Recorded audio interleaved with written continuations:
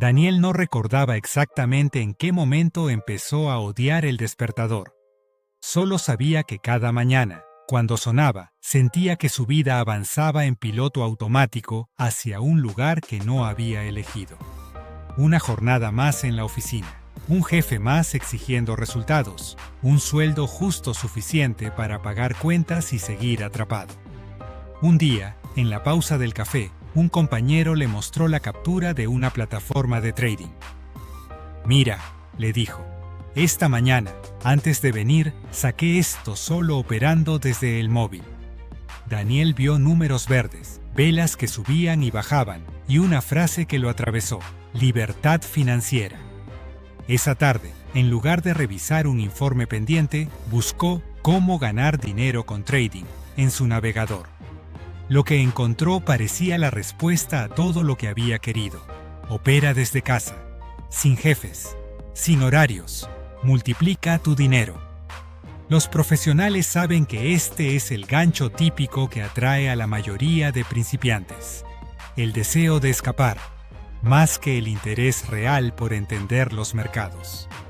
Brett Steenbarger lo resume señalando que el trader principiante entra con entusiasmo y se enfoca ante todo en ganar, en no perderse ninguna oportunidad. Daniel abrió su primera cuenta ahí. Esa noche, lanzó sus primeras operaciones casi como quien compra un boleto de lotería. Si esto funciona, pensaba, en unos meses dejo el trabajo. Las primeras ganancias llegaron rápido. Una operación al azar que salió bien, una subida repentina que lo pilló comprado, y de pronto tuvo la confirmación que buscaba. Soy bueno en esto. Lo que no veía era algo que Douglas explica muy claro. Al principio muchas ganancias son fruto del azar, pero la mente las interpreta como prueba de habilidad, alimentando el exceso de confianza. Ahí vivió su primer nivel de madurez, el novato instintivo. Abría posiciones sin plan, aumentaba lotaje cuando tenía corazonadas y movía el stop cada vez que el mercado iba en su contra, incapaz de aceptar una pérdida pequeña. Experimentaba, como describe Saxo Bank en sus notas de psicología del trading, una mezcla de miedo, codicia, orgullo y arrepentimiento constante. Había días en los que entraba y salía compulsivamente, persiguiendo cualquier movimiento rápido. «No puedo dejar que se me vaya este trade», se repetía, atrapado por el miedo a perder oportunidad del que hablan los psicólogos del trading. Steenbarger explica que esta combinación de entusiasmo y miedo a perderse algo es casi la marca registrada del principiante que sobreopera y termina con pérdidas importantes. El golpe llegó una noche de alta volatilidad. Daniel aumentó el tamaño porque esta sí la veía clara. El mercado se movió en contra. Él se negó a cerrar, añadió más posición, esperó el rebote que nunca llegó y en cuestión de minutos perdió la mayor parte de su cuenta. Miró la pantalla en silencio. «Esto no puede ser solo mala suerte», susurró.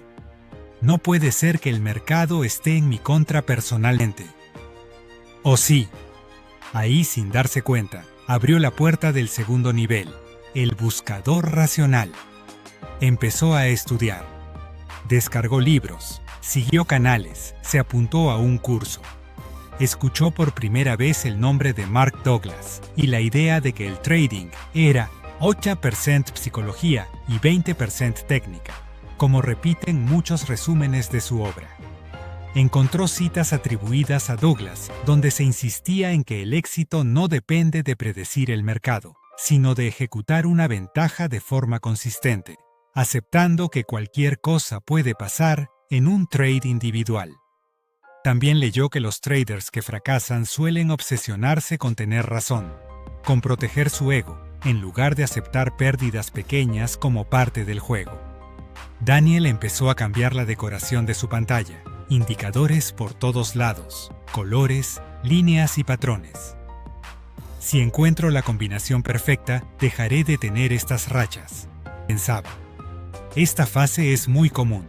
El trader deja de ser puramente impulsivo, pero se vuelve adicto a la búsqueda del santo grial. Como señalan muchos artículos de psicología del trading, el error aquí es creer que una estrategia perfecta eliminará el riesgo y el malestar emocional, en lugar de aprender a convivir con ellos. Cada vez que un sistema encadenaba algunas pérdidas, Daniel lo abandonaba. Este no sirve, voy a probar otro. Es exactamente lo que describen los profesionales cuando hablan de traders inconsistentes. Cambian de método en lugar de revisar su propia ejecución y su forma de relacionarse con el riesgo. Una noche, cansado, abrió un resumen de Trading in the Zone. Leyó que un trader consistente define el riesgo antes de cada operación, lo acepta completamente y luego deja que el resultado se dé sin interferir, sabiendo que una pérdida no cambia su identidad como operador. Esa idea lo inquietó. Él nunca había aceptado el riesgo, solo lo había tolerado con la esperanza de que no apareciera. Tal vez el problema no es que mis estrategias sean malas, pensó. Tal vez es que yo no soporto la incertidumbre. Así entró en el tercer nivel, el consciente del riesgo. Daniel se sentó con una libreta y escribió: de hoy en adelante, cada operación tendrá un riesgo máximo fijo. Y si el stop se toca, acepto la pérdida sin moverlo. Esta simple regla refleja lo que muchos coaches profesionales repiten. Los traders maduros definen el riesgo por adelantado y no lo cambian a mitad de la partida por impulsos emocionales. Las primeras veces dolió. Cerrar una posición en rojo cuando todavía podía darse la vuelta le parecía casi antinatural. Pero también empezó a notar algo. Las pérdidas dejaban de ser desastres que amenazaban con destruir la cuenta y se convertían en golpes controlados que podía absorber. En paralelo, empezó a llevar un diario de trading más serio, algo que Steenbarger enfatiza como herramienta central para cualquier trader que quiera convertir la psicología en ventaja de rendimiento. Anotaba no solo el resultado, sino el plan, la emoción, antes, durante y después de cada trade, y en qué había roto sus propias reglas. Si un día hacía revenge trading después de una pérdida, lo registraba. Si cerraba una ganancia demasiado pronto, por miedo a perder lo ganado, también. Ese registro empezó a mostrarle algo que antes no veía. Sus patrones mentales eran tan repetitivos como los patrones de precio que estudiaba. La brecha entre el Daniel que sabía qué debía hacer y el Daniel que realmente lo hacía empezó a reducirse. Ya no se trataba solo de conocer probabilidades, sino de comportarse como alguien que piensa en probabilidades. Con el tiempo, su enfoque cambió. Empezó a planear cada sesión. ¿Qué voy a buscar? ¿Cuántas operaciones máximo? ¿Qué condiciones me hacen parar? Esta rutina refleja lo que describen muchos coaches, un bucle de planear, ejecutar, revisar y refinar, que convierte la experiencia en aprendizaje estructurado. Así entró en el cuarto nivel, el trader íntegro.